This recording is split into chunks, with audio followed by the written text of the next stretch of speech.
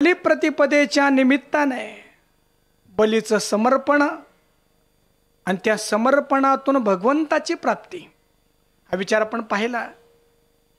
बलिप्रतिपदेच्या सणामध्ये भगवान विष्णू आणि लक्ष्मी मातेचा विवाहाचा प्रसंग आपण पाहिला। खरं तर बलिप्रतिपदेमध्ये प्रतिपदा म्हणजे प्रथम आणि बली म्हणजे समर्पण। मानवी जीवनामध्ये समर्पणाचा पहिला दिवस आला रे आला, त्याच्या जीवनामध्ये नित्याची दिवाळी नक्की होते ते शिकवणारी बलिप्रतिपदा आहे। आजच्या दिवशी भाऊबीजेच्या उत्सवाचं चिंतन करायचं आहे।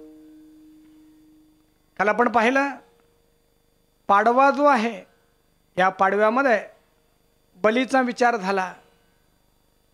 याच उत्सवाला जोडून असं आलं की श्रीकृष्ण भगवंताने याच दिवशी गोवर्धनाच्या पूजेच्या निमित्ताने निसर्गावर प्रेम कसं असावं, आपल्या सवंगड्यावर प्रेम कसं असावं याचं उत्तम उदाहरण प्रस्तुत केलं।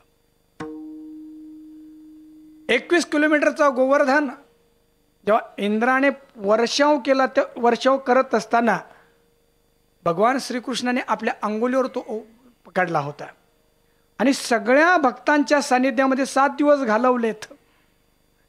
खरं तर या निमित्ताने भगवंताला 7 दिवस आपल्या भक्तांच्या सोबत राहता आलं आणि भक्ताला भगवंताच्या सोबत राहता आलं।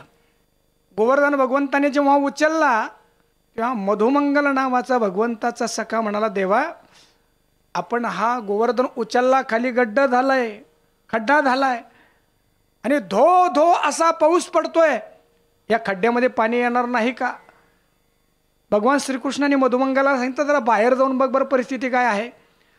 मधुमंगल बाहेर येऊन पाहतो तर काय, गोवर्धन पर्वताच्या वर भगवान श्रीकृष्णाचं सुदर्शन चक्र गोल गोल गोल फिरतंय आणि येणाऱ्या पावसाचे जे थेंब आहेत तप्त तव्यावर ते पडल्यानंतर जुरून जावेत तसे ते जळून जावेत।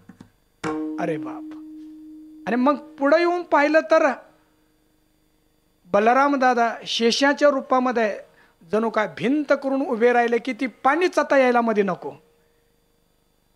मधुमंगलजी श्रीकृष्ण भगवंताकडे आला, साष्टांग दंडवत घातला, देवा श्रीकृष्णा तुझ्यासारखा तूच। असा या गोवर्धन पूजेचा विचारही पाडव्याच्या दिवशी झाला आणि विशेषत्वाने पत्नीने पतीला ओवाळावं, पतीनं पत्नीचा सन्मान करावा, असा पाडव्याचा सण। म्हणून पाडवा हा सण, बलिप्रतिपदा हा बायकोचा सण, तर भाऊबीज हा बहिणीचा सण। आमची भारतीय संस्कृती आम्हाला सांगते लग्नाच्या बंधनात तू अडकलास परंतु रक्षाबंधनाला विसरू नको बरं। हे 2 सण जे आहेत, हे 2 सण स्त्रियांकडे पाहण्याची विशिष्ट दृष्टी आम्हाला देतात। करिता वधूवरा पाणी ग्रहण, साक्षी द्विज देव हुताशन, इतर स्त्रिया माते समान, स्वदारा गमन नेमिले वेदे। भाऊबीजेच्या दिवशी जगातल्या भावांना भारतीय संस्कृतीने शिकवण दिली आहे, बाबांनो तुमची स्वतःची पत्नी सोडून इतर ज्या स्त्रिया आहेत ना, एकतर तुमच्या आई आहेत नाहीतर बहिणी आहेत, हा भाऊबीजेचा उद्देश आहे।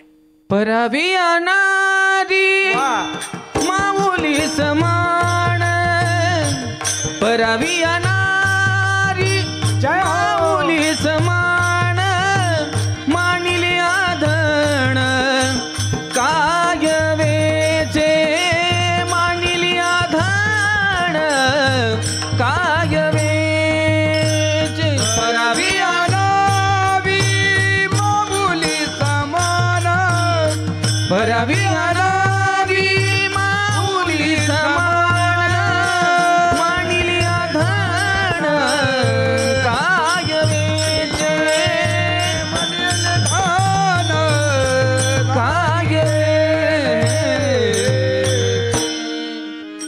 अजून महाराजांचं एक प्रमाण आहे, पर उपकारी नेने परनिंदा, परस्त्रिया सदा बहिणी माया।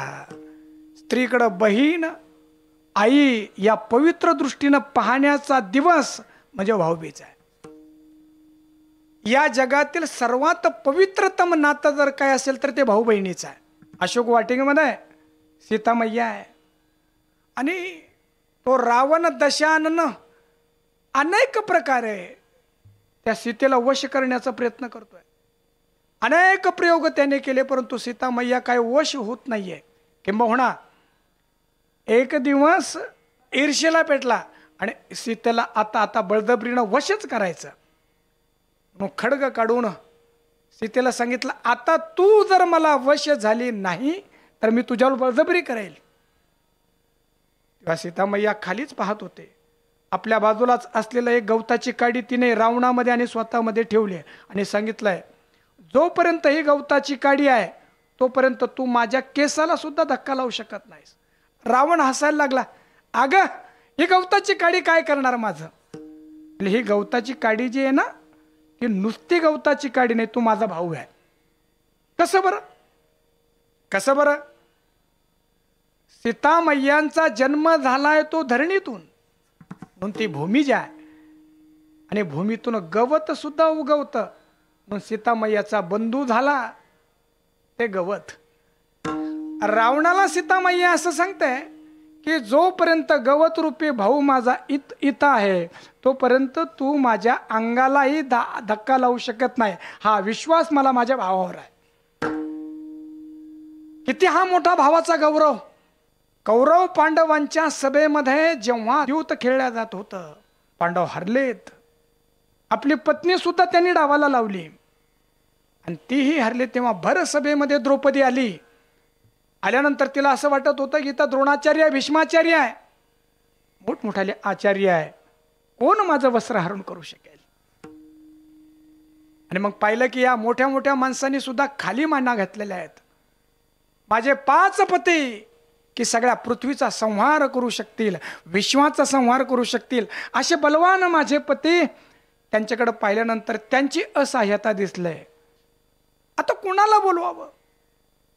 आणि त्या दुष्ट दुःशासनाने जेव्हा साडी खेचण्याचा प्रयत्न केला, विवस्त्र करण्याचा प्रयत्न केला, तेव्हा द्रौपदीला आठवण भावाचीच झाली आहे. कोठे गुंतलासी द्वारकेच्या राया, कोठे गुंतलासी द्वारकेच्या राया, द्वारकेच्या राया, कोठे गुंतलासी द्वारकेच्या राया, कोठे गुंतलासी द्वारकेच्या राया. वेळ का सखया, वेळ का सखया,